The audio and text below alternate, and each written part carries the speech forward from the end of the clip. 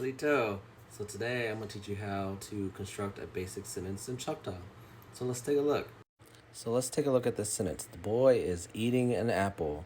In English, they use subject, verb, object.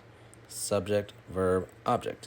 And so the boy is the subject, eating is the verb, and the apple is the object. But now let's take a look at Choctaw. Choctaw consists of subject, object, verb. So the verb always comes at the end. So the same sentence, but in Choctaw, is Allah nakaniyat takon apa. Allah nakaniyat takon apa. So remember, Choctaw is subject first, object, and then verb. Allah nakani, boy, takon, apple, apa, to eat. I hope this helps. Hajipin salat chagi.